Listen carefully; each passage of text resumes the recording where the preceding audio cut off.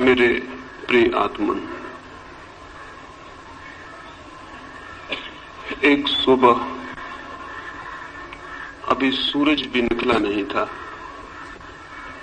और एक माझी नदी के किनारे पहुंच गया था।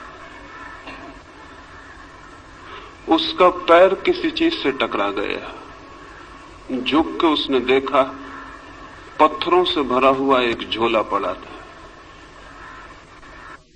उसने अपना जाल किनारे पर रख दिया। वो सुबह सूरज के उगने की प्रतीक्षा करने लगा। सूरज उग आए, वो अपना जाल फेंके और मछलियां पकड़े। वो जो झोला उसे पड़ा हुआ मिल गया था जिसमें पत्थर, वो एक एक पत्थर निकाल के शांत नदी में फेंकने लगा। सुबह के सन्नाटे में उन पत्थरों की गिरने की छपाक की आवाज सुनता, फिर दूसरा पत्थर फेंकता। धीरे धीरे सुबह का सूरज निकला, रोशनी हुई। तब तक उसने झोले के सारे पत्थर फेंक दिए थे, सिर्फ एक पत्थर उसके हाथ में रह गया। सूरज की रोशनी में देखते से ही जैसे उसके हृदय की धड़कन बंद हो गई, सांस रुक गई। उसने जिन्हें पत्थर समझ के फेंक दिया था वे हीरे जवाहरात थे, लेकिन अब तो अंतिम हाथ में बचा था टुकड़ा और वो पूरे झोले को फेंक चुका था। और रोने लगा, चिल्लाने लगा। इतनी संपदा उसे मिल गई थी कि अनंत जन्मों के लिए काफी थी, लेकिन अंधेरे में अनजान अपरिचित उसने उस सारी संपदा को पत्थर समझ के फेंक दिया था। लेकिन फिर भी वो मछुआ सौभाग्यशाली था, क्योंकि अंतिम पत्थर फेंकने के पहले सूरज निकल आया था और उसे दिखाई पड़ गया था कि उसके हाथ में हीरा है। साधारणतः सभी लोग इतने सौभाग्यशाली नहीं होते। जिंदगी बीत जाती है, सूरज नहीं निकलता, सुबह नहीं होती, रोशनी नहीं आती और सारे जीवन के हीरे हम पत्थर समझ के फेंक चुके होते। जीवन एक बड़ी संपदा है, लेकिन आदमी सिवाय उसे फेंकने और गंवाने के कुछ भी नहीं करता है। जीवन क्या है ये भी पता नहीं चल पाता और हम उसे फेंक देते। जीवन में क्या छिपा था, कौन से राज, कौन सा रहस्य, कौन सा स्वर्ग, कौन सा आनंद, कौन सी मुक्ति, उस सब का कोई भी अनुभव नहीं हो पाता और जीवन हमारे हाथ से रिक्त हो जाता है। इन आने वाले 3 दिनों में जीवन की संपदा पर ही थोड़ी सी बातें मुझे कहनी। लेकिन जो लोग जीवन की संपदा को पत्थर मानकर बैठ गए हैं, वे कभी आंख खोलकर देख पाएंगे कि जिन्हें उन्होंने पत्थर समझा है वे हीरे माणिक हैं। ये बहुत कठिन है। और जिन लोगों ने जीवन को पत्थर मान के फेंकने में ही समय गंवा दिया है, अगर आज उनसे कोई कहने जाए कि जिन्हें तुम पत्थर समझ के फेंक रहे थे वहां हीरे मोती भी थे, तो वे नाराज होंगे, क्रोध से भर जाएंगे। इसलिए नहीं कि जो बात कही गई वो गलत है, बल्कि इसलिए कि ये बात इस बात का स्मरण दिलाती है कि उन्होंने बहुत सी संपदा फेंक दी। लेकिन चाहे हमने कितनी ही संपदा फेंक दी हो, अगर एक क्षण भी जीवन का शेष है तो फिर भी हम कुछ बचा सकते हैं और कुछ जान सकते हैं और कुछ पा सकते हैं। जीवन की खोज में कभी भी इतनी देर नहीं होती कि कोई आदमी निराश होने का कारण पाए। लेकिन हमने ये मान ही लिया है अंधेरे में, अज्ञान में, कि जीवन में कुछ भी नहीं है सिवाय पत्थरों के। जो लोग ऐसा मान के बैठ गए हैं उन्होंने खोज के पहले ही हार स्वीकार कर ली। मैं इस हार के संबंध में, इस निराशा के संबंध में, इस मान ली गई पराजय के संबंध में सबसे पहली चेतावनी ये देना चाहता हूं कि जीवन मिट्टी और पत्थर नहीं है। जीवन में बहुत कुछ है।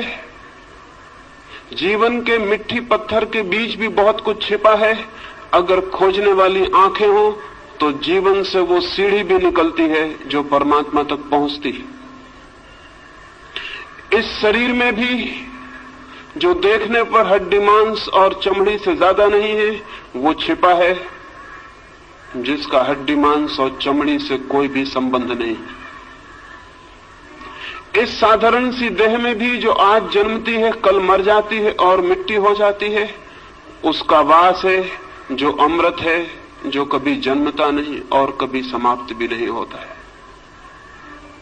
रूप के भीतर अरूप छिपा है और दृश्य के भीतर अदृश्य का वास है, और मृत्यु के कुहासे में अमृति की ज्योति छिपी हुई है। मृत्यु के धुएं में अमृत की लौ भी छिपी हुई है, वो फ्लेम, वो ज्योति भी छिपी हुई है जिसकी कोई मृत्यु नहीं। लेकिन हम धुएं को देखकर ही वापस लौट आते हैं और ज्योति को नहीं खोज पाते। या जो लोग थोड़ी हिम्मत करते हैं वे धुएं में ही खो जाते हैं और ज्योति तक नहीं पहुंच पाते हैं। ये यात्रा कैसे हो सकती है कि हम धुएं के भीतर छिपी हुई ज्योति को जान सकें, शरीर के भीतर छिपी हुई आत्मा को पहचान सकें, प्रकृति के भीतर छिपे हुए परमात्मा के दर्शन कर सकें? ये कैसे हो सकता है? उस संबंध में ही 3 चरणों में मुझे बात करनी। पहली बात, हमने जीवन के संबंध में ऐसे दृष्टिकोण बना लिए हैं, हमने जीवन के संबंध में ऐसी धारणाएं बना ली हैं, हमने जीवन के संबंध में ऐसा फलसफा खड़ा कर रखा है। उस दृष्टिकोण और धारणा के कारण ही जीवन के सत्य को देखने से हम वंचित रह जाते हैं। हमने मान ही लिया है कि जीवन क्या है, बिना खोजे, बिना पहचाने, बिना जिज्ञासा किए हमने जीवन के संबंध में कोई निश्चित बात ही समझ रखी। हजारों वर्षों से हमें एक ही बात मंत्र की तरह पढ़ाई जा रही है कि जीवन असार है, जीवन व्यर्थ है, जीवन दुख है। सम्मोहन की तरह हमारे प्राणों पर यह मंत्र दोहराया गया है कि जीवन व्यर्थ है, जीवन असार है, जीवन दुख है, जीवन छोड़ देने योग्य है। ये बात सुन सुन के धीरे धीरे हमारे प्राणों में पत्थर की तरह मजबूत होकर बैठ गई। इस बात के कारण जीवन असार दिखाई पड़ने लगा है, जीवन दुख दिखाई पड़ने लगा है। इस बात के कारण जीवन ने सारा आनंद, सारा प्रेम, सारा सौंदर्य खो दिया है। मनुष्य एक कुरूपता बन गया है, मनुष्य एक दुख का अड्डा बन गया है। और जब हमने ये मान ही लिया है कि जीवन व्यर्थ है, असार है, तो उसे सार्थक बनाने की सारी चेष्टा भी बंद हो गई हो तो आश्चर्य नहीं। अगर हमने ये मान ही लिया है कि जीवन एक कुरूपता है तो उसके भीतर सौंदर्य की खोज कैसे हो सकती? और अगर हमने ये मान ही लिया है कि जीवन सिर्फ छोड़ देने योग्य है तो जिसे छोड़ ही देना है उसे सजाना, उसे खोजना, उसे निखारना, इसकी कोई भी जरूरत नहीं है। हम जीवन के साथ वैसा व्यवहार कर रहे हैं जैसा कोई आदमी स्टेशन पर विश्रामालय के साथ व्यवहार करता है, वेटिंग रूम के साथ व्यवहार करता है।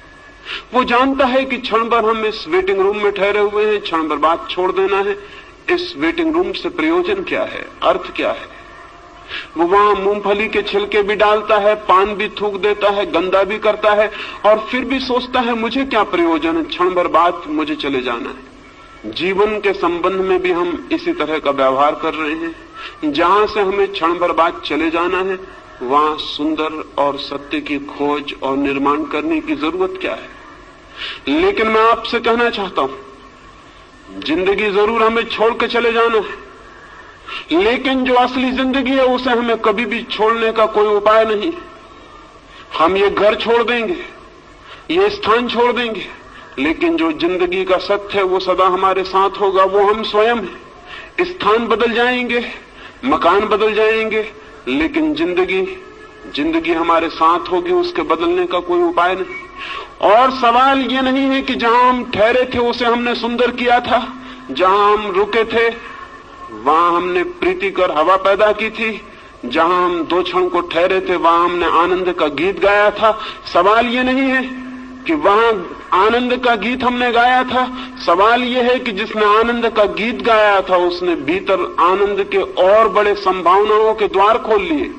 जिसने उस मकान को सुंदर बनाया था उसने और बड़े सौंदर्य को पाने की क्षमता उपलब्ध कर ली। जिसने 2 क्षण उस वेटिंग रूम में भी प्रेम के बिताए थे उसने और बड़े प्रेम को पाने की पात्रता अर्जित कर ली। हम जो करते हैं उसी से हम निर्मित होते हैं। हमारा कृत्य अंततः हमें निर्मित करता है, हमें बनाता है। हम जो करते हैं वही धीरे धीरे हमारे प्राण और हमारी आत्मा का निर्माता हो जाता है। जीवन के साथ हम क्या कर रहे हैं इस पर निर्भर करेगा कि हम कैसे निर्मित हो रहे हैं। जीवन के साथ हमारा क्या व्यवहार है इस पर निर्भर होगा कि हमारी आत्मा किन दिशाओं में यात्रा करेगी, किन मार्गों पर जाएगी, किन नए जगतों की खोज करेगी। जीवन के साथ हमारा व्यवहार हमें निर्मित करता है। ये अगर स्मरण हो तो शायद जीवन को असार व्यर्थ मानने की दृष्टि हमें भ्रांत मालूम पड़े, तो शायद हमें जीवन को दुखपूर्ण मानने की बात गलत मालूम पड़े, तो शायद हमें जीवन से विरोधी रुख अधार्मिक मालूम पड़े। लेकिन अब तक धर्म के नाम पर जीवन का विरोध ही सिखाया गया है। सच तो यह है कि अब तक का सारा धर्म मृत्युवादी है, जीवनवादी नहीं। उसकी दृष्टि में मृत्यु के बाद जो है वही महत्वपूर्ण है, मृत्यु के पहले जो है वो महत्वपूर्ण नहीं। अब तक के धर्म की दृष्टि में मृत्यु की पूजा है, जीवन का सम्मान नहीं।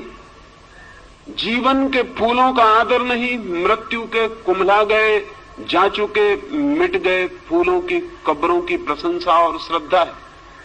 अब तक का सारा धर्म चिंतन करता है मृत्यु के बाद क्या है, स्वर्ग मोक्ष। मृत्यु के पहले क्या है उससे आज तक के धर्म को जैसे कोई संबंध नहीं रहा। और मैं आपसे कहना चाहता हूं मृत्यु के पहले जो है अगर हम उसे ही संभालने में असमर्थ हैं तो मृत्यु के बाद जो है उसे हम संभालने में कभी भी समर्थ नहीं हो सकते। मृत्यु के पहले जो है अगर वही व्यर्थ छूट जाता है तो मृत्यु के बाद कभी भी सार्थकता की कोई गुंजाइश, कोई पात्रता हम अपने में पैदा नहीं कर सकेंगे। मृत्यु की तैयारी भी इस जीवन में जो आज पास है, मौजूद है, उसके द्वारा करनी। मृत्यु के बाद भी अगर कोई लोक है तो उस लोक में हमें उसी का दर्शन होगा जो हमने जीवन में अनुभव किया है और निर्मित किया है। लेकिन जीवन को भुला देने की, जीवन को विस्मरण कर देने की बात ही अब तक कही गई।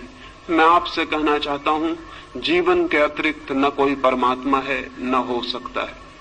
मैं आपसे ये भी कहना चाहता हूं जीवन को साध लेना ही धर्म की साधना है और जीवन में ही परम सत्य को अनुभव कर लेना मोक्ष को उपलब्ध कर लेने की पहली सीढ़ी। जो जीवन को ही चूक जाता है वो और सब भी चूक जाएगा, ये निश्चित है। लेकिन अब तक का रुख उल्टा रहा है। वो रुख कहता है जीवन को छोड़ो, वो रुख कहता है जीवन को त्यागो। वो ये नहीं कहता कि जीवन में खोजो, वो ये नहीं कहता कि जीवन को जीने की कला सीखो, वो ये भी नहीं कहता कि जीवन को जीने के ढंग पर निर्भर करता है कि जीवन कैसा मालूम पड़ेगा। अगर जीवन अंधकारपूर्ण मालूम पड़ता है तो वो जीने का गलत ढंग है। यही जीवन आनंद की वर्षा भी बन सकता है अगर जीने का सही ढंग उपलब्ध हो जाए। धर्म को मैं जीने की कला कहता हूं, वो आर्ट ऑफ लिविंग है। धर्म जीवन का त्याग नहीं, जीवन की गहराइयों में उतरने की सीढ़ियां हैं। धर्म जीवन की तरफ पीठ कर लेना नहीं, जीवन की तरफ पूरी तरह आंख खोलना है। धर्म जीवन से भागना नहीं, जीवन को पूरा आलिंगन में लेने का नाम है। धर्म है जीवन का पूरा साक्षात्कार। यही शायद कारण है कि आज तक के धर्म में सिर्फ बूढ़े लोग ही उत्सुक रहे हैं। मंदिरों में जाएं, चर्चों में, गिरजाघरों में, गुरुद्वारों में, और वहां वृद्ध लोग दिखाई पड़ेंगे।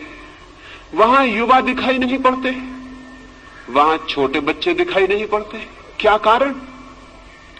एक ही कारण है, अब तक का हमारा धर्म सिर्फ बूढ़े का धर्म है, उन लोगों का धर्म है जिनकी मौत करीब आ गई, और अब जो मौत से भयभीत हो गए हैं और मौत के बाद के चिंतन के संबंध में आतुर हैं और जानना चाहते हैं कि मौत के बाद क्या है।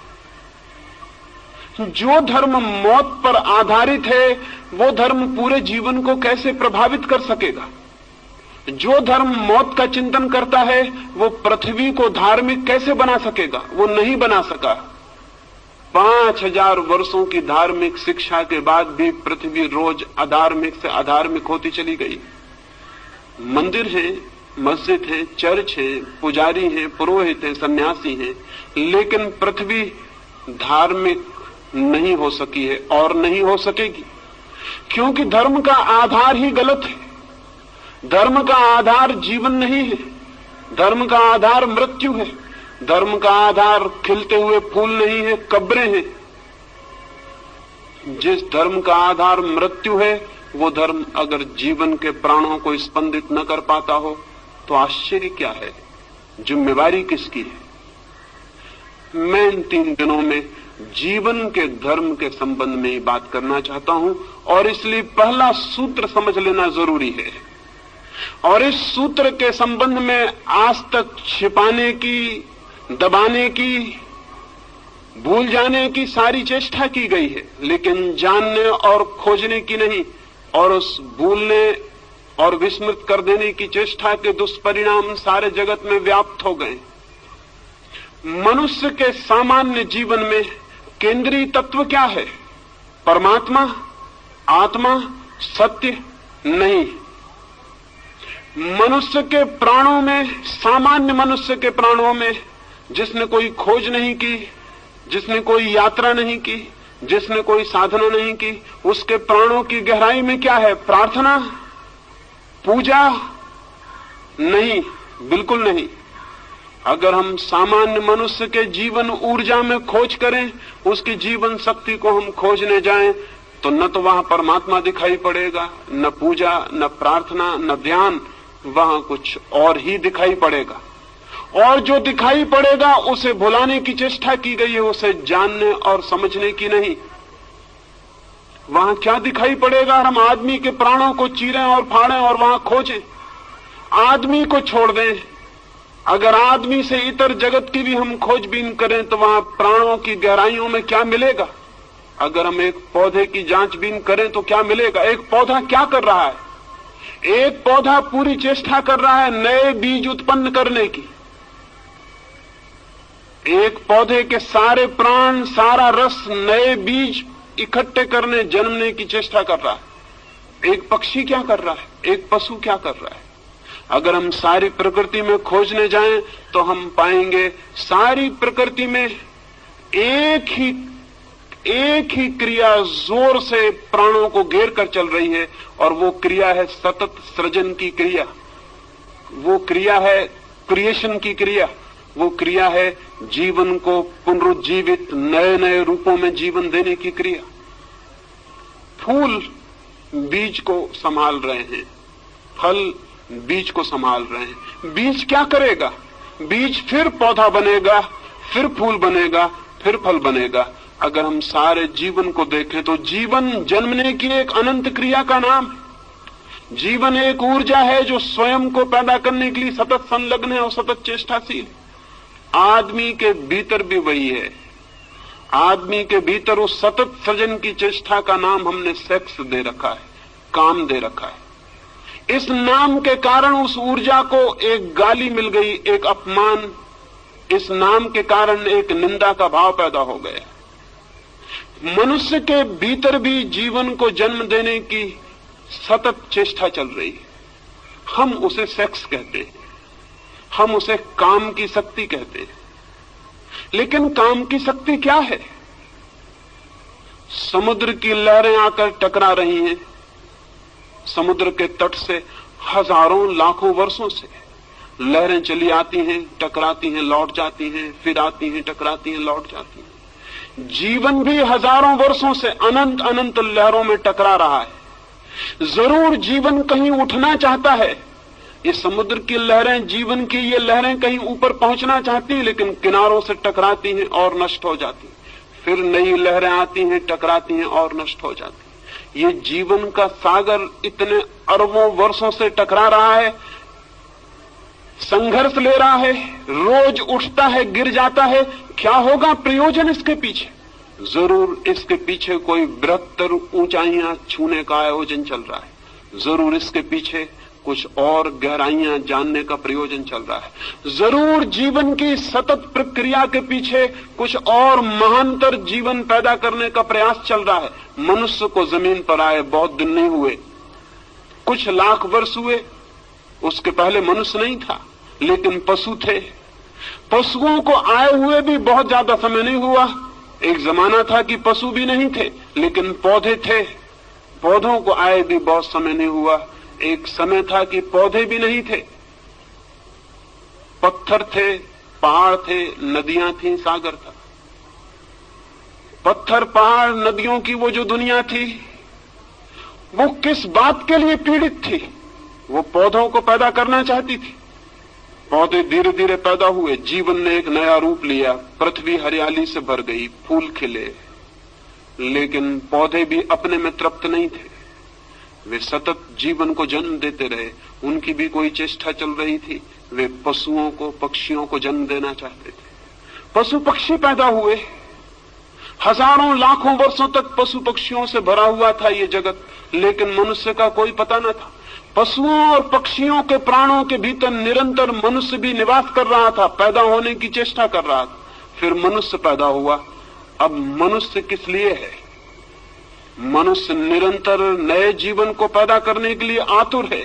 हम उसे सेक्स कहते हैं, हम उसे काम की वासना कहते हैं, लेकिन उस वासना का मूल अर्थ क्या है? मूल अर्थ इतना है, मनुष्य अपने पर समाप्त नहीं होना चाहता, आगे भी जीवन को पैदा करना चाहता। लेकिन क्यों?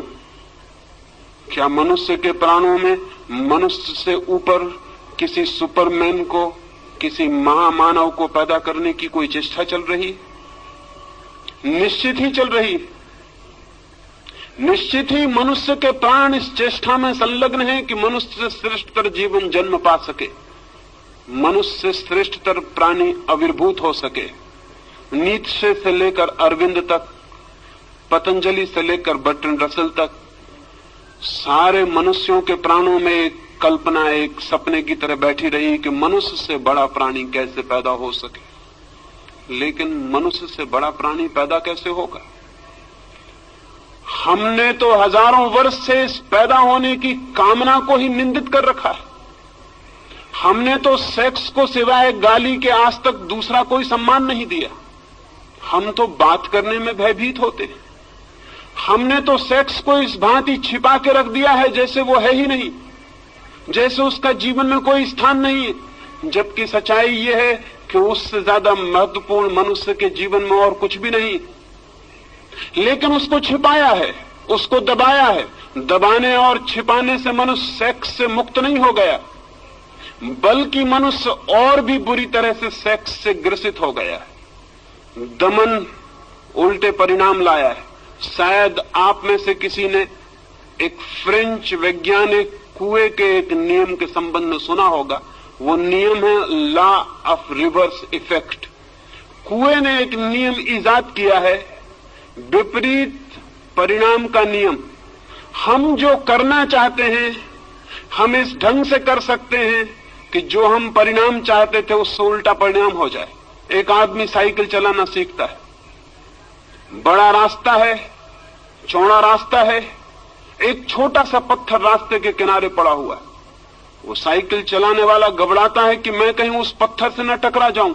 अब इतना चौड़ा रास्ता है कि अगर आंख बंद कर भी वो चलाए तो पत्थर से टकराना आसान बात नहीं है।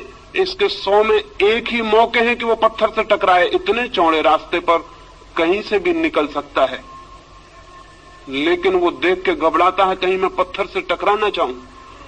और जैसे ही वो घबराता है मैं पत्थर से न टकरा जाऊं, सारा रास्ता विलीन हो गया, सिर्फ पत्थर ही दिखाई पड़ने लगता है उसको। अब उसकी साइकिल का चाक पत्थर की तरफ मुड़ने लगता है।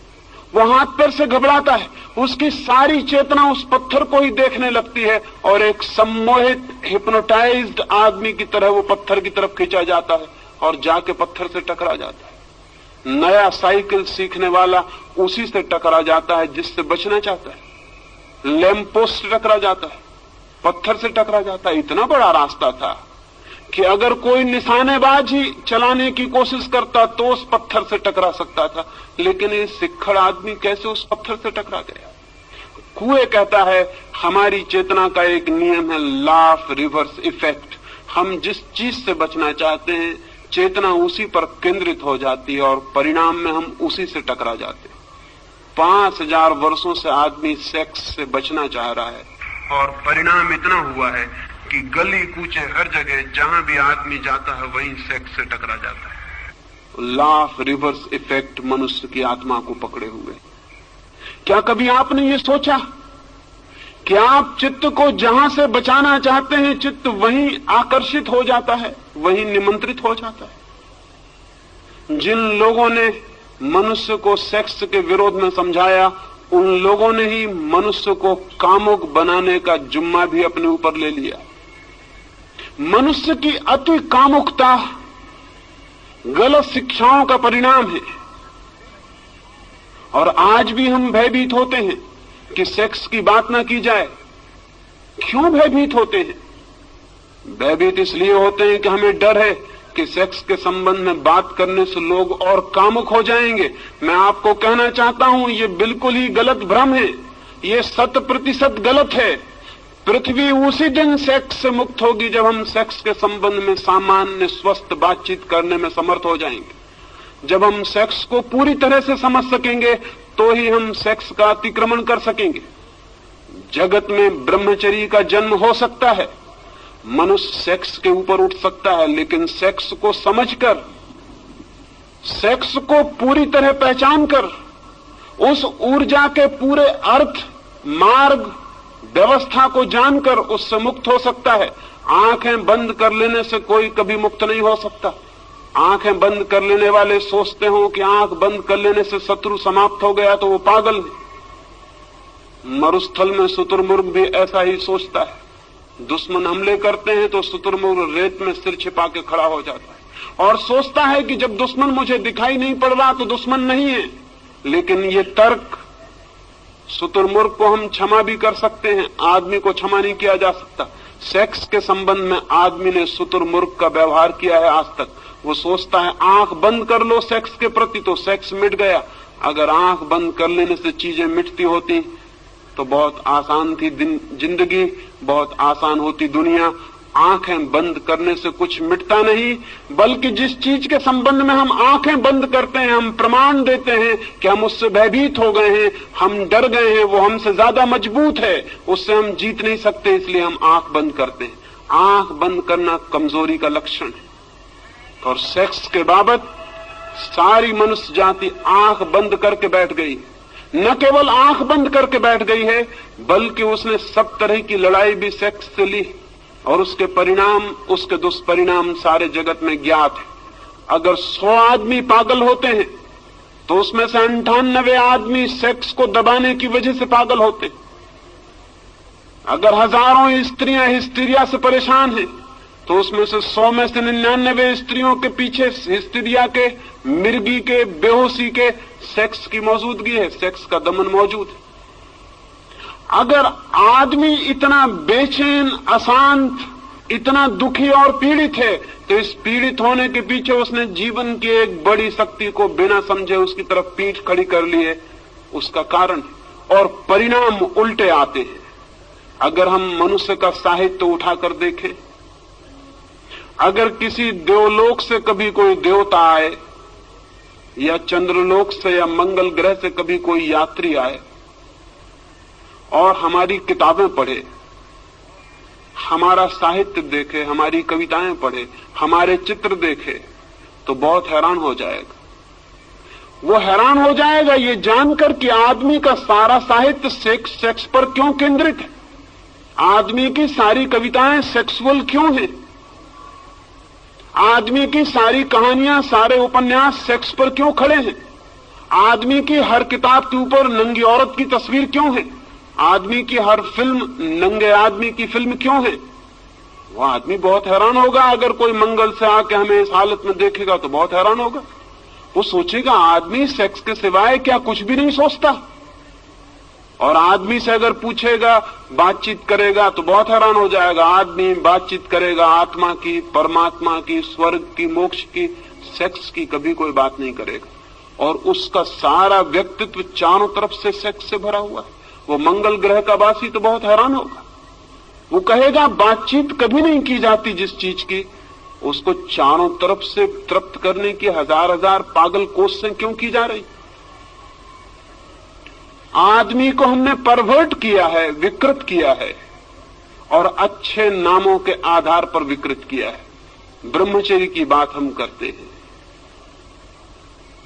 लेकिन कभी इस बात की चेष्टा नहीं करते कि पहले मनुष्य की काम की ऊर्जा को समझा जाए, फिर उसे रूपांतरित करने के प्रयोग भी किए जा सकते।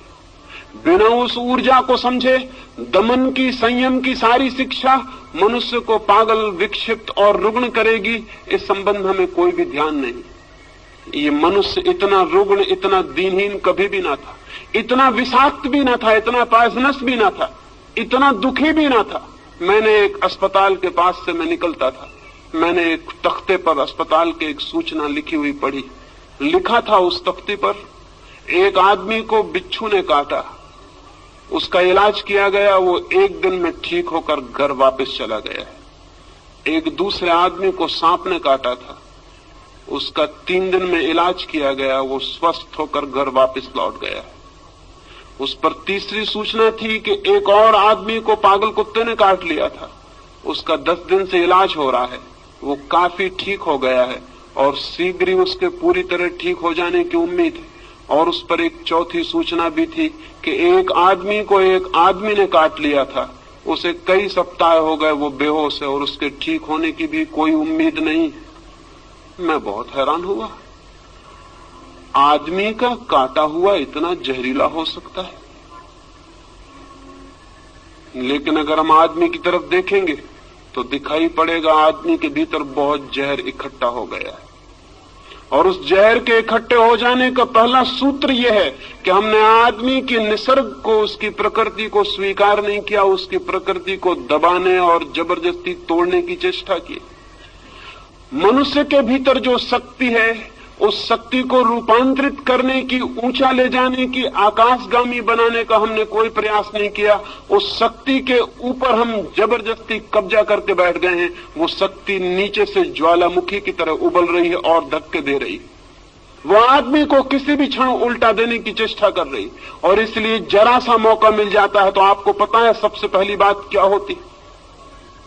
अगर एक हवाई जहाज गिर पड़े तो आपको सबसे पहले उस हवाई जहाज में अगर पायलट हो और आप उसके पास जाएं, उसकी लाश के पास, तो आपको पहला प्रश्न क्या उठेगा मन में? क्या आपको ख्याल आएगा ये हिंदू है या मुसलमान? नहीं। क्या आपको ख्याल आएगा कि ये भारतीय है कि चीनी? नहीं। आपको पहला ख्याल आएगा ये आदमी है या औरत। पहला प्रश्न आपके मन में उठेगा ये स्त्री है या पुरुष।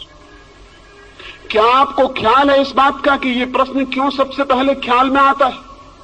भीतर दबा हुआ सेक्स है, उस सेक्स के दमन की वजह से बाहर स्त्रियां और पुरुष अतिशय उभर कर दिखाई पड़ते। क्या आपने कभी सोचा? आप किसी आदमी का नाम भूल सकते हैं, जाति भूल सकते हैं, चेहरा भूल सकते हैं। अगर मैं आपसे मिलूं या मुझे आप मिलें तो मैं सब भूल सकता हूं कि आपका नाम क्या था, आपका चेहरा क्या था, आपकी जाति क्या थी, उम्र क्या थी, आप किस पद पर थे, सब भूल सकता हूं। लेकिन कभी आपको ख्याल आया आप ये भी भूल सकें कि जिससे आप मिले थे वो आदमी थी या औरत? कभी आप भूल सके इस बात को कि जिससे आप मिले थे वो पुरुष है या स्त्री? कभी पीछे ये संदेह उठा मन में कि वो स्त्री है या पुरुष? नहीं, ये बात आप कभी भी नहीं भूल सके होंगे। क्यों? लेकिन जब सारी बातें भूल जाती हैं तो ये क्यों नहीं भूलता? हमारे भीतर मन में कहीं सेक्स बहुत अतिशय होकर बैठा है, वो 24 घंटे उबल रहा है, इसलिए सब बात भूल जाती है लेकिन ये बात नहीं भूलती। हम सतत सचेष्ट हैं। ये पृथ्वी तब तक स्वस्थ नहीं हो सकेगी जब तक आदमी और स्त्रियों के बीच ये दीवार और ये फासला खड़ा हुआ है। ये पृथ्वी तब तक कभी भी शांत नहीं हो सकेगी जब तक भीतर उबलती हुई आग है और उसके ऊपर हम जबरदस्ती बैठे हुए हैं। उस आग को रोज दबाना पड़ता है, उस आग को प्रतिक्षण दबाए रखना पड़ता है। वो आग हमको भी जला डालती है, सारा जीवन राख कर देती है, लेकिन फिर भी हम विचार करने को राजी नहीं होते ये आग क्या थी। और मैं आपसे कहता हूं, अगर हम इस आग को समझ लें तो यह आग दुश्मन नहीं है, दोस्त है। अगर हम इस आग को समझ लें तो यह हमें जलाएगी नहीं, हमारे घर को गर्म भी कर सकती है सर्दियों में, और हमारी रोटियां भी पका सकती है, और हमारी जिंदगी के लिए सहयोगी और मित्र भी हो सकती है। लाखों साल तक आकाश में बिजली चमकती थी, कभी किसी के ऊपर गिरती थी और जान ले लेती थी। कभी किसी ने सोचा भी ना था कि एक दिन घर में पंखा चलाएगी ये बिजली, कभी ये रोशनी करेगी अंधेरे में, ये किसी ने सोचा नहीं था। आज वही बिजली हमारी साथी हो गई। क्यों? बिजली की तरफ हम आंख मूंद के खड़े हो जाते तो हम कभी बिजली के राज को न समझ पाते और न कभी उसका उपयोग कर पाते, वो हमारी दुश्मनी बनी रहती। लेकिन नहीं, आदमी ने बिजली के प्रति दोस्ताना का भाव बरता, उसने बिजली को समझने की कोशिश की, उसने प्रयास किए जानने के, और धीरे धीरे बिजली उसकी साथी हो गई। आज बिना बिजली के क्षण भर जमीन पर रहना मुश्किल मालूम होगा। मनुष्य के भीतर बिजली से भी बड़ी ताकत है सेक्स की। मनुष्य के भीतर अणु की शक्ति से भी बड़ी शक्ति है सेक्स की। कभी आपने सोचा लेकिन ये शक्ति क्या है और कैसे हम इसे रूपांतरित करें? एक छोटे से अणु में इतनी शक्ति है कि हिरोशिमा का पूरा 1 लाख का नगर भस्म हो सकता है। लेकिन क्या आपने कभी सोचा कि मनुष्य के काम की ऊर्जा का एक अणु एक नए व्यक्ति को जन्म देता है? उस व्यक्ति में गांधी पैदा हो सकता है, उस व्यक्ति में महावीर पैदा हो सकता है, उस व्यक्ति में बुद्ध पैदा हो सकते हैं, क्राइस्ट पैदा हो सकता है, उससे आइंस्टीन पैदा हो सकता है और न्यूटन पैदा हो सकता है। एक छोटा सा अणु एक मनुष्य की काम ऊर्जा का एक गांधी को छिपाए हुए, गांधी जैसा विराट व्यक्तित्व जन्म पा सकता है। लेकिन हम सेक्स को समझने को राजी नहीं, लेकिन हम सेक्स की ऊर्जा के संबंध में बात करने की हिम्मत जुटाने को राजी नहीं। कौन सा भय हमें पकड़े हुए है कि जिससे सारे जीवन का जन्म होता है, उस शक्ति को हम समझना नहीं चाहते? कौन सा डर है, कौन सी घबराहट है? मैंने पिछली बंबई की सभा में इस संबंध में कुछ बात की थी तो बड़ी घबराहट फैल गई। मुझे बहुत से पत्र पहुंचे कि आप इस तरह की बातें मत कहें, इस तरह की बात ही मत करें। मैं बहुत हैरान हुआ कि इस तरह की बात क्यों न की जाए। अगर शक्ति है हमारे भीतर तो उसे जाना क्यों न जाए, उसे क्यों न पहचाना जाए? और बिना जाने पहचाने, बिना उसके नियम समझे हम उस शक्ति को और ऊपर कैसे ले जा सकते हैं? पहचान से हम उसको जीत भी सकते हैं, बदल भी सकते हैं, लेकिन बिना पहचाने तो हम उसके हाथ में ही मरेंगे और सड़ेंगे और कभी उससे मुक्त नहीं हो सकते। जो लोग सेक्स के संबंध में बात करने की मनाही करते हैं, वही लोग पृथ्वी को सेक्स के गड्ढे में डाले हुए हैं, ये मैं आपसे कहना चाहता हूं। जो लोग घबराते हैं और जो समझते हैं धर्म का सेक्स से कोई संबंध नहीं, वे खुद तो पागल हैं ही, वो सारी पृथ्वी को भी पागल बनाने में सहयोगी हो रहे हैं। धर्म का संबंध मनुष्य की ऊर्जा के ट्रांसफॉर्मेशन से है। धर्म का संबंध मनुष्य की शक्ति को रूपांतरित करने से। धर्म चाहता है कि मनुष्य के व्यक्तित्व में जो छिपा है वो श्रेष्ठतम रूप से अभिव्यक्त हो जाए। धर्म चाहता है कि मनुष्य का जीवन निम्न से उच्च की एक यात्रा बने, पदार्थ से परमात्मा तक पहुंच जाए। लेकिन ये चाह तभी पूरी हो सकती है हम जहां जाना चाहते हैं उस स्थान को समझना उतना उपयोगी नहीं जितना उस स्थान को समझना उपयोगी है जहां हम खड़े हैं, क्योंकि वहीं से यात्रा शुरू करनी पड़ती। सेक्स है फैक्ट, सेक्स जो है वो तथ्य है मनुष्य के जीवन का, और परमात्मा अभी दूर है। सेक्स हमारे जीवन का तथ्य है। इस तथ्य को समझ के हम परमात्मा के सत्य तक यात्रा कर भी सकते हैं, लेकिन इसे बिना समझे 1 इंच आगे नहीं जा सकते। कोल्हू के बैल की तरह इसी के आसपास घूमते रहेंगे, इसी के आसपास घूमते रहेंगे। मैंने जो पिछली सभा में कुछ बातें कही तो मुझे ऐसा लगा कि जैसे हम जीवन की वास्तविकता को समझने की भी तैयारी नहीं दिखाते, तो फिर हम और क्या कर सकते हैं और आगे क्या हो सकता है। फिर ईश्वर परमात्मा की सारी बातें सांत्वना की, कोरी सांत्वना की बातें हैं और झूठी हैं, क्योंकि जीवन के परम सत्य चाहे कितने ही नग्न हो, उन्हें जानना ही पड़ेगा, समझना ही पड़ेगा। तो पहली बात तो ये जान लेनी जरूरी है कि मनुष्य का जन्म सेक्स से होता है, मनुष्य का सारा व्यक्तित्व सेक्स के अणुओं से बना हुआ है, मनुष्य का सारा प्राण सेक्स की ऊर्जा से भरा हुआ है। जीवन की ऊर्जा अर्थात काम की ऊर्जा, ये जो काम की ऊर्जा है, ये जो सेक्स एनर्जी है, ये क्या है? ये क्यों हमारे जीवन को इतने जोर से आंदोलित करती, क्यों हमारे जीवन को इतना प्रभावित करती? क्यों हम घूम घूम कर सेक्स के आसपास इर्द गिर्द ही चक्कर लगाते हैं और समाप्त हो जाते हैं? कौन सा आकर्षण है इसका? हजारों साल से ऋषि मुनि इंकार कर रहे हैं, लेकिन आदमी प्रभावित नहीं हुआ मालूम पड़ता है। हजारों साल से वे कह रहे हैं कि मुख मोड़ लो इससे, दूर हट जाओ इससे, सेक्स की कल्पना और कामना छोड़ दो, चित्त से निकाल डालो ये सारे सपने। लेकिन आदमी के चित्त से ये सपने निकले नहीं, निकल भी नहीं सकते हैं इस भांति। बल्कि मैं तो इतना हैरान हुआ हूं, इतना हैरान हुआ हूं, मैं वैश्याओं से भी मिला हूं, लेकिन वैश्याओं ने मुझसे सेक्स की बात नहीं की, उन्होंने आत्मा परमात्मा के संबंध में पूछताछ की। और मैं साधु सन्यासियों से भी मिलता हूं, वे जब भी अकेले में मिलते हैं तो सिवाय सेक्स के और किसी बात के संबंध में पूछताछ नहीं करते। मैं बहुत हैरान हुआ, मैं हैरान हुआ हूं इस बात को जानकर कि साधु सन्यासियों को जो निरंतर इसके विरोध में बोल रहे हैं, वे खुद भी चित्त के तल पर वहीं ग्रसित हैं, वहीं परेशान हैं। तो जनता में आत्मा परमात्मा की बात करते हैं, लेकिन भीतर उनके भी समस्या वही होगी भी, स्वाभाविक है, क्योंकि हमने उस समस्या को समझने की ही चेष्टा नहीं की है। हमने उस ऊर्जा के नियम भी नहीं जानने चाहे, और हमने कभी ये भी नहीं पूछा कि मनुष्य का इतना आकर्षण क्यों है, कौन सिखाता है सेक्स आपको? सारी दुनिया तो सिखाने के विरोध में सारे उपाय करती है। माँ बाप चेष्टा करते हैं कि बच्चे को पता न चल जाए, शिक्षक चेष्टा करते हैं, धर्मशास्त्र चेष्टा करते हैं, कहीं कोई स्कूल नहीं, कहीं कोई यूनिवर्सिटी नहीं, लेकिन आदमी अचानक एक दिन पाता है कि सारे प्राण काम की आतुरता से भर गए। ये कैसे हो जाता है? बिना सिखाए ये कैसे हो जाता है? सत्य की शिक्षा दी जाती है, प्रेम की शिक्षा दी जाती है, उसका तो कोई पता नहीं चलता। इस सेक्स का इतना प्रबल आकर्षण, इतना नैसर्गिक केंद्र क्या है? जरूर इसमें कोई रहस्य है और इसे समझना जरूरी है, तो शायद हम इससे मुक्त भी हो सकते।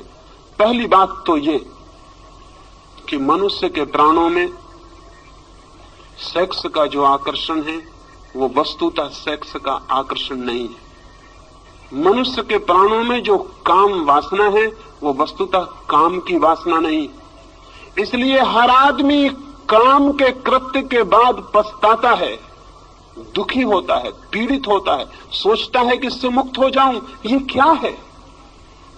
लेकिन शायद आकर्षण कोई दूसरा है, और वो आकर्षण बहुत रिलीजियस, बहुत धार्मिक अर्थ रखता है। वो आकर्षण ये है कि मनुष्य के सामान्य जीवन में सिवाय सेक्स की अनुभूति के वो कभी भी अपने गहरे से गहरे प्राणों में नहीं उतर पाता है, और किसी क्षण में कभी गहरे नहीं उतरता है। दुकान करता है, धंधा करता है, यश कमाता है, पैसे कमाता है, लेकिन एक अनुभव काम का, संभोग का उसे गहरे से गहरे ले जाता है। और उसकी गहराई में दो घटनाएं घटती हैं। एक, संभोग के अनुभव में अहंकार विसर्जित हो जाता है, इगोलेसनेस पैदा हो जाती है। एक क्षण के लिए अहंकार नहीं रह जाता, एक क्षण को यह याद भी नहीं रह जाता कि मैं हूं। क्या आपको पता है, धर्म के श्रेष्ठतम अनुभव में मैं बिल्कुल मिट जाता है, अहंकार बिल्कुल शून्य हो जाता है। सेक्स के अनुभव में क्षण भर को अहंकार मिटता है, लगता है कि हूं या नहीं, एक क्षण को विलीन हो जाता है मेरापन का भाव। दूसरी घटना घटती है, एक क्षण के लिए समय मिट जाता है, टाइमलेसनेस पैदा हो जाती। जीसस ने कहा है समाधि के संबंध में, there shall be time no longer. समाधि का जो अनुभव है वहां समय नहीं रह जाता, वो कालातीत है, समय बिल्कुल विलीन हो जाता है, न कोई अतीत है न कोई भविष्य, शुद्ध वर्तमान रह जाता है। सेक्स के अनुभव में ये दूसरी घटना घटती है, न कोई अतीत रह जाता न कोई भविष्य, समय मिट जाता है, एक क्षण के लिए समय विलीन हो जाता है। ये धार्मिक अनुभूति के लिए सर्वाधिक महत्वपूर्ण तत्व है, ईगोलेसनेस, टाइमलेसनेस। ये दो तत्व हैं जिनकी वजह से आदमी सेक्स की तरफ आतुर होता है और पागल होता है। वो आतुरता स्त्री के शरीर के लिए नहीं है पुरुष की, न पुरुष के शरीर के लिए स्त्री की है। वो आतुरता शरीर के लिए बिल्कुल भी नहीं है, वो आतुरता किसी और ही बात के लिए। वो आतुरता है अहंकार शून्यता का अनुभव, समय शून्यता का अनुभव। लेकिन समय शून्य और अहंकार शून्य होने के लिए आतुरता क्यों है?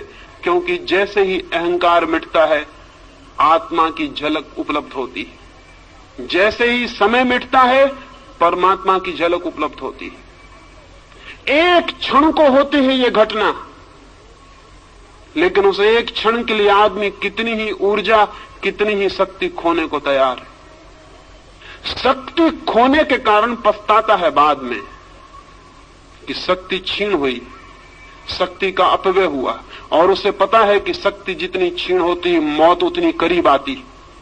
कुछ पशुओं में तो एक ही संभोग के बाद नर की मृत्यु हो जाती है, कुछ कीड़े तो एक ही संभोग कर पाते हैं और संभोग करते ही करते समाप्त हो जाते हैं।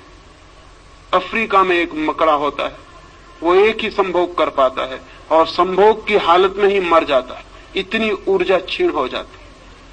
मनुष्य को यह अनुभव में आ गया बहुत पहले कि सेक्स का अनुभव शक्ति को क्षीण करता है, जीवन ऊर्जा कम होती है और धीरे धीरे मौत करीब आती है।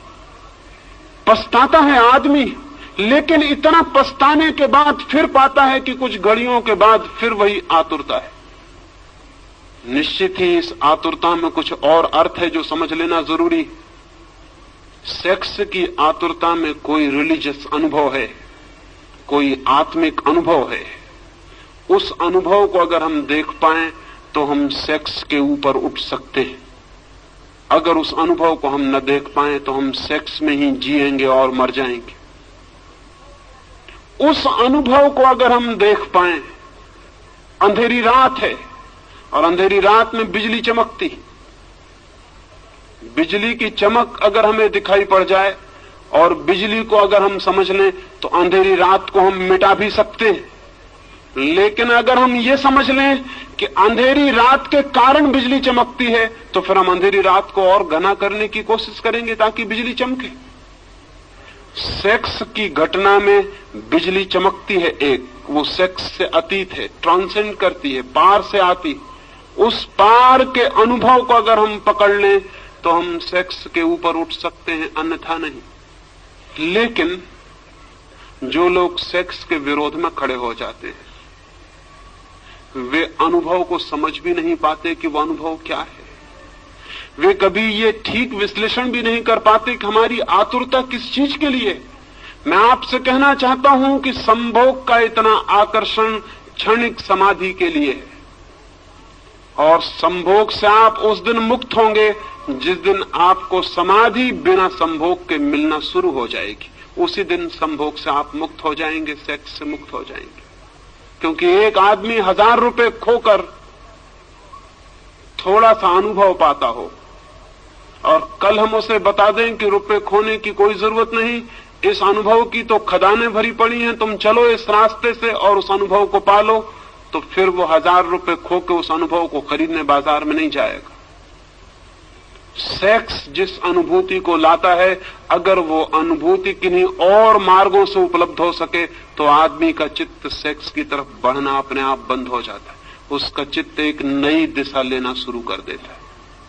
इसलिए मैं कहता हूं जगत में समाधि का पहला अनुभव मनुष्य को सेक्स के अनुभव से ही उपलब्ध हुआ है। लेकिन वो बहुत महंगा अनुभव है, वो अति महंगा अनुभव है।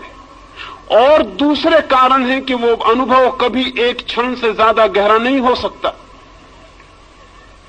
एक क्षण को झलक मिलेगी और हम वापस अपनी जगह पर लौट आते। एक क्षण को किसी लोक में उठ जाते हैं, किसी गहराई पर, किसी पीक एक्सपीरियंस पर, किसी शिखर पर पहुंचना होता है और हम पहुंच भी नहीं पाते और वापस गिर जाते।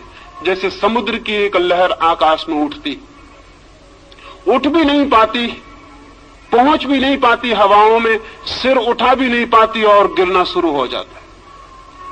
ठीक हमारा सेक्स का अनुभव, बार बार शक्ति को इकट्ठा करके हम उठने की चेष्टा करते हैं किसी गहरी जगत में, किसी ऊंचे जगत में। एक क्षण को हम उठ भी नहीं पाते और सब लहर बिखर जाती है, हम वापस अपनी जगह खड़े हो जाते हैं और उतनी शक्ति और ऊर्जा को गंवा देते हैं। लेकिन अगर सागर की लहर बर्फ का पत्थर बन जाए, जम जाए और बर्फ हो जाए, तो फिर उसे नीचे गिरने की कोई जरूरत नहीं है।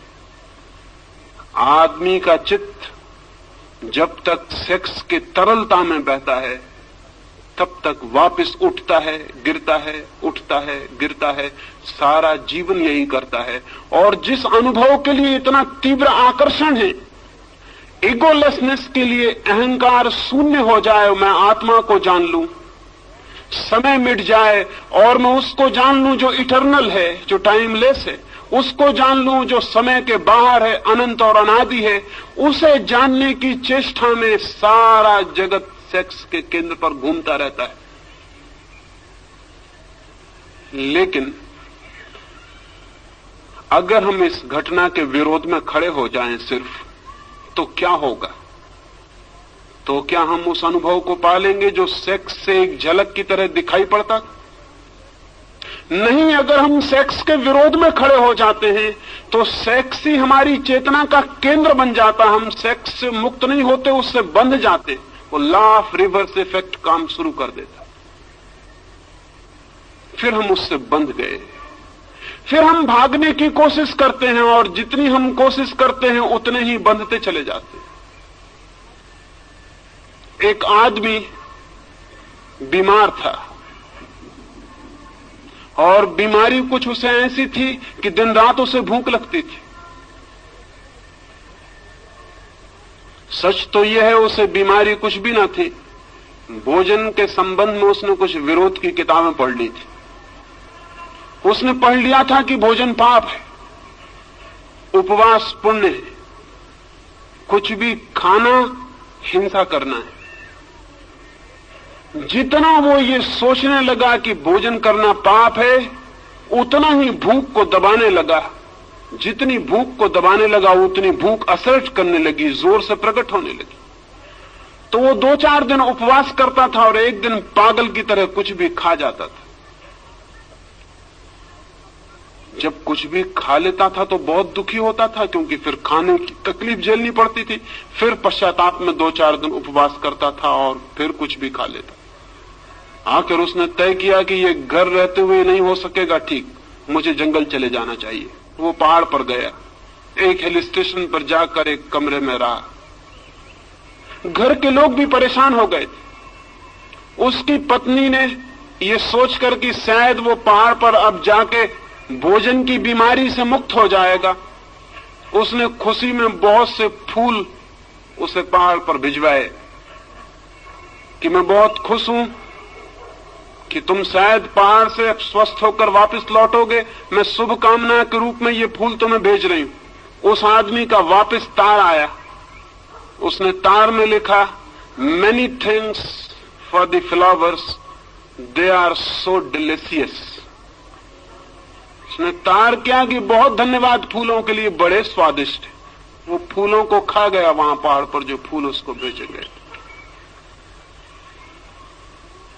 अब कोई आदमी फूलों को खाएगा इसका हम ख्याल नहीं कर सकते, लेकिन जो आदमी भोजन से लड़ाई शुरू कर देगा वो फूलों को खा सकता है।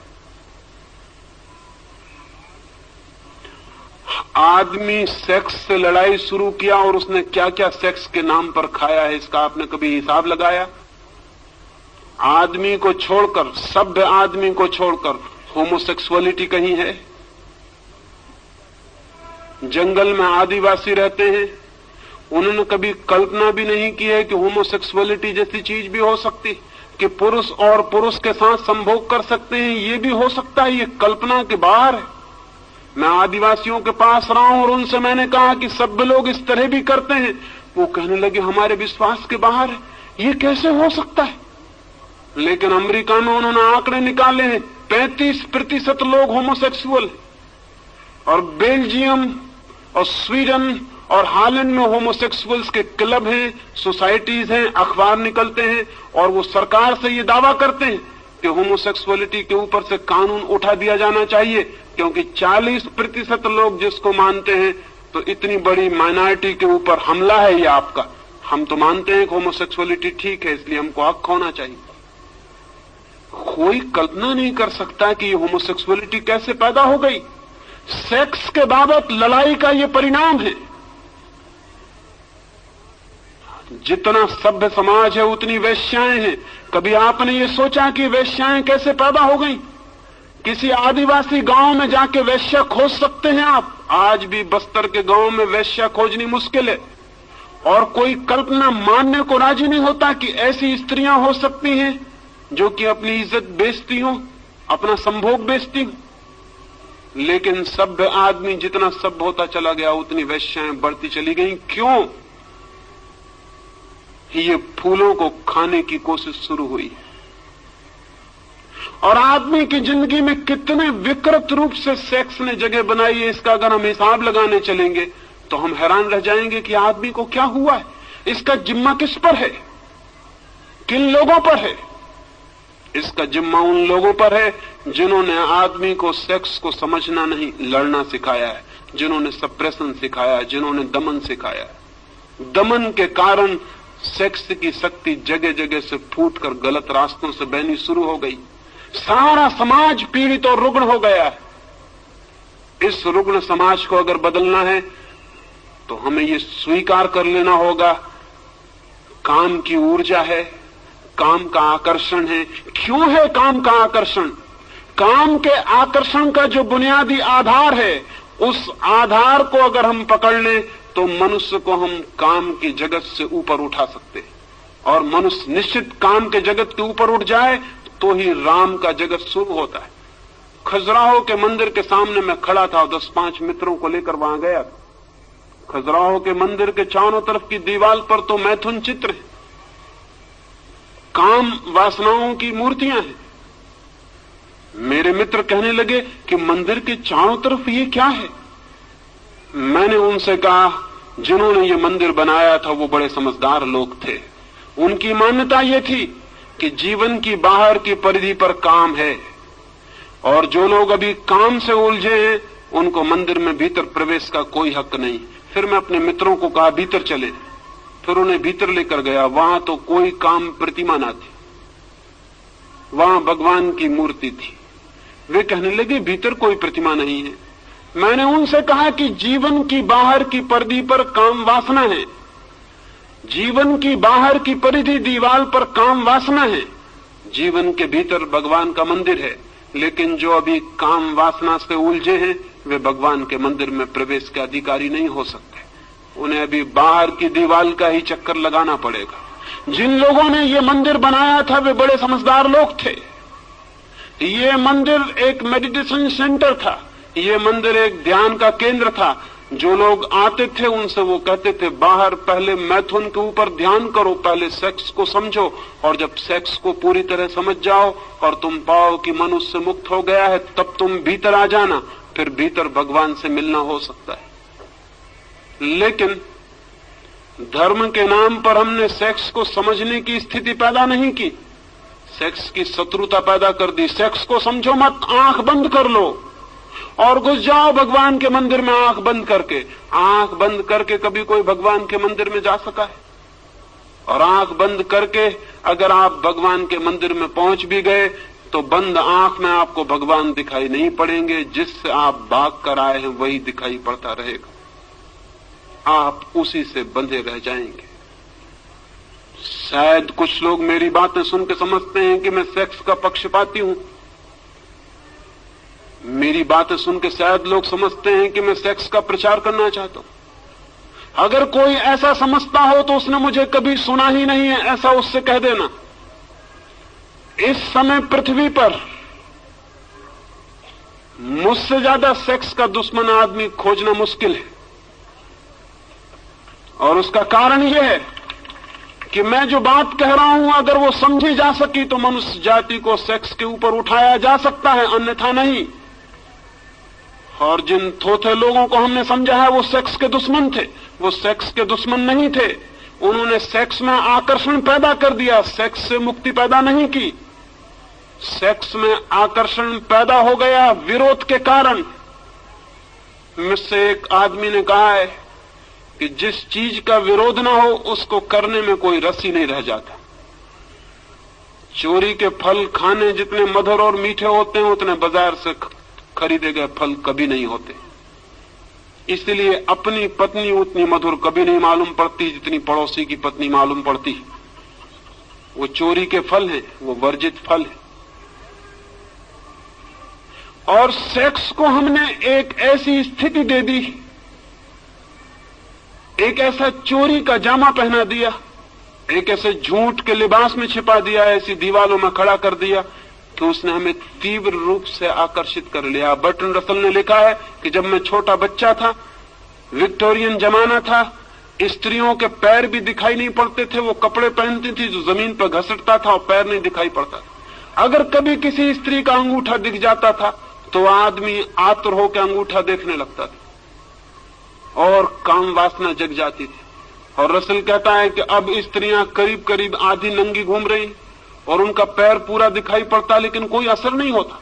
तो रसल ने लिखा है कि इससे यह सिद्ध होता है कि हम जिन चीजों को जितना ज्यादा छिपाते हैं उन चीजों में उतना ही कुत्सित आकर्षण पैदा होता है। अगर दुनिया को सेक्स से मुक्त करना है तो बच्चों को ज्यादा देर तक घर में नग्न रहने की सुविधा होनी चाहिए। जब तक बच्चे घर में नग्न खेल सकें, लड़के और लड़कियां, उन्हें नग्न खेलने देना चाहिए ताकि वो एक दूसरे के शरीर से भली भांति परिचित हो जाएं और कल रास्तों पर उनको किसी स्त्री को धक्का देने की कोई जरूरत न रह जाए, ताकि वे एक दूसरे के शरीर से इतने परिचित हो जाएं कि किसी किताब पर नंगी औरत की तस्वीर छापने की कोई जरूरत न रह जाए। वे शरीर से इतने परिचित हों कि शरीर का कुत्सित आकर्षण विलीन हो सके। लेकिन बड़ी उल्टी दुनिया है। जिन लोगों ने शरीर को ढांक के छिपा के खड़ा किया है उन्हीं लोगों ने शरीर को इतना आकर्षित बना दिया है, ये हमारे ख्याल में नहीं आता। जिन लोगों ने शरीर को जितना ढांक के छिपा दिया है शरीर को उतना ही हमारे मन में चिंतन का विषय बना दिया, ये हमारे ख्याल में नहीं आता। बच्चे नग्न होने चाहिए, देर तक नग्न खेलने चाहिए, लड़के और लड़कियां एक दूसरे को नग्नता में देखना चाहिए ताकि उनके पीछे कोई भी पागलपन न रह जाए और उनके इस पागलपन का जीवन भर रोग उनके भीतर न चलता रहे। लेकिन वो रोग चल रहा है और उस रोग को हम बढ़ाते चले जाते हैं। उस रोग के फिर हम नए नए रास्ते खोजते हैं। गंदी किताबें छपती हैं जो लोग गीता के कवर में भीतर रख के पढ़ते हैं, बाइबल में दबा लेते हैं और पढ़ते हैं। ये गंदी किताबें, तो हम कहते हैं ये गंदी किताबें बंद होनी चाहिए, लेकिन हम ये कभी नहीं पूछते कि गंदी किताबें पढ़ने वाला आदमी पैदा क्यों हो गया है। हम कहते हैं नंगी तस्वीरें दीवारों पर नहीं लगनी चाहिए, लेकिन हम कभी नहीं पूछते कि नंगी तस्वीरें कौन आदमी देखने को आता है। वही आदमी आता है जो स्त्रियों के शरीर को देखने से वंचित रह गया है। एक कुतूहल जाग गया है, क्या है स्त्री का शरीर। और मैं आपसे कहता हूं, वस्त्रों ने स्त्री के शरीर को जितना सुंदर बना दिया है उतना सुंदर स्त्री का शरीर है नहीं। वस्त्रों में ढांक कर शरीर छिपा नहीं है और उघड़ के प्रकट हुआ है। ये सारी की सारी चिंतना हमारी विपरीत फल ले आई। इसलिए आज एक बात आपसे कहना चाहता हूं पहले दिन की चर्चा में, वो ये, सेक्स क्या है, उसका आकर्षण क्या है, उसकी विकृति क्यों पैदा हुई है। अगर हम ये 3 बातें ठीक से समझ लें तो मनुष्य का मन इनके ऊपर उठ सकता है। उठना चाहिए, उठने की जरूरत है, लेकिन उठने की चेष्टा गलत परिणाम लाई है, क्योंकि हमने लड़ाई खड़ी की है, हमने मैत्री खड़ी नहीं की। दुश्मनी खड़ी की है, सप्रेशन खड़ा किया है, दमन किया है, समझ पैदा नहीं की। अंडरस्टैंडिंग चाहिए, सप्रेशन नहीं, समझ चाहिए। जितनी गहरी समझ होगी मनुष्य उतना ही ऊपर उठता है, जितनी कम समझ होगी उतना ही मनुष्य दबाने की कोशिश करता है, और दबाने के कभी भी कोई सफल परिणाम, सुफल परिणाम, स्वस्थ परिणाम उपलब्ध नहीं होते। मनुष्य के जीवन की सबसे बड़ी ऊर्जा है काम, लेकिन काम पर रुक नहीं जाना है, काम को राम तक ले जाना है। सेक्स को समझना है ताकि ब्रह्मचर्य फलित हो सके, सेक्स को जानना है ताकि हम सेक्स से मुक्त हो सकें और ऊपर उठ सकें। लेकिन शायद ही आदमी जीवन भर अनुभव से गुजरता है, शायद ही उसने समझने की कोशिश की हो कि संभोग के भीतर समाधि का क्षण भर का अनुभव है, वही अनुभव खींच रहा है, वही अनुभव आकर्षित कर रहा है, वही अनुभव पुकार दे रहा है कि आओ। ध्यान पूर्वक उस अनुभव को जान लेना है कि कौन सा अनुभव मुझे आकर्षित कर रहा है, कौन मुझे खींच रहा है। और मैं आपसे कहता हूं, उस अनुभव को पाने के सुगम रास्ते हैं ध्यान, योग, सामायिक, प्रार्थना, सब उस अनुभव को पाने के मार्ग हैं। लेकिन वही अनुभव हमें आकर्षित कर रहा है, ये सोच लेना, जान लेना जरूरी है। एक मित्र ने मुझे लिखा कि आपने ऐसी बातें कही कि मां के साथ बेटी बैठी थी वो सुन रही है, बाप के साथ बेटी बैठी है वो सुन रही है, ऐसी बातें सबके सामने नहीं करनी चाहिए। मैंने उनसे कहा आप बिल्कुल पागल हैं। अगर मां समझदार होगी तो इसके पहले कि बेटी सेक्स की दुनिया में उतर जाए, उसे सेक्स के संबंध में अपने सारे अनुभव समझा देगी, ताकि वो अनजान, अधकच्ची, अपरिपक्व सेक्स के गलत रास्तों पर न चली जाए। अगर बाप योग्य है और समझदार है तो अपने बेटे को और अपनी बेटी को अपने सारे अनुभव बता देगा, ताकि बेटे और बेटियां गलत रास्तों पर न चले जाएं, जीवन उनके विकृत न हो जाए। लेकिन मजा यह है कि न बाप का कोई गहरा अनुभव है, न मां का कोई गहरा अनुभव है, वे खुद भी सेक्स के तल से ऊपर नहीं उठ सके, इसलिए घबराते हैं कि कहीं सेक्स की बात सुन के बच्चे भी इसी तल में न उलझ जाएं। लेकिन मैं उनसे पूछता हूं, आप किसकी बात सुन के उलझे थे? आप अपने आप उलझ गए थे, बच्चे भी अपने आप उलझ जाएंगे। ये हो भी सकता है कि अगर उन्हें समझ दी जाए, विचार दिया जाए, बोध दिया जाए, तो शायद वे अपनी ऊर्जा को व्यर्थ करने से बच सके, ऊर्जा को बचा सके, रूपांतरित कर सके। रास्ते के किनारे पर कोयले का ढेर लगा होता है। वैज्ञानिक कहते हैं कि कोयला ही हजारों साल में हीरा बन जाता है। कोयले और हीरे में कोई रासायनिक फर्क नहीं है, कोई केमिकल भेद नहीं है। कोयले के भी परमाणु वही हैं जो हीरे के हैं, कोयले का भी रासायनिक भौतिक संगठन वही है जो हीरे का है। हीरा कोयले का ही रूपांतरित बदला हुआ रूप है, हीरा कोयला ही है। मैं आपसे कहना चाहता हूं कि सेक्स कोयले की तरह है, ब्रह्मचर्य हीरे की तरह, लेकिन वो कोयले का ही बदला हुआ रूप है।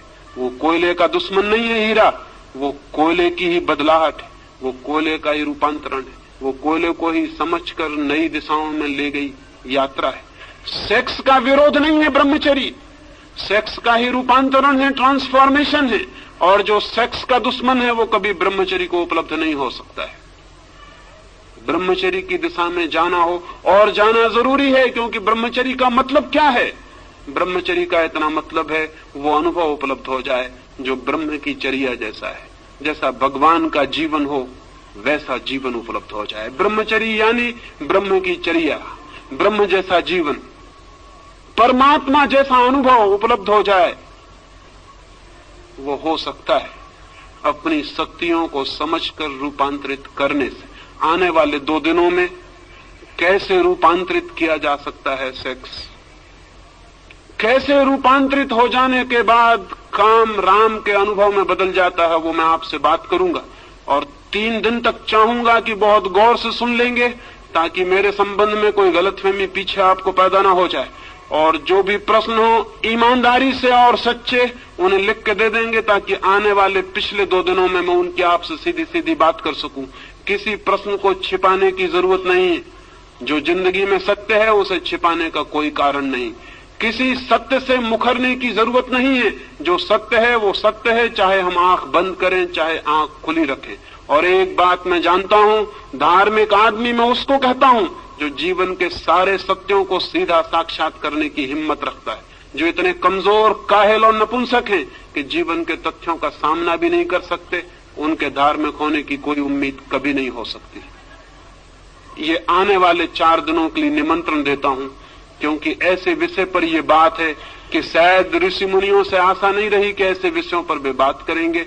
शायद आपको सुनने की आदत भी नहीं होगी, शायद आपका मन डरेगा, लेकिन फिर भी मैं चाहूंगा कि इन 5 दिनों आप ठीक से सुनने की कोशिश करेंगे। ये हो सकता है कि काम की समझ आपको राम के मंदिर के भीतर प्रवेश दिला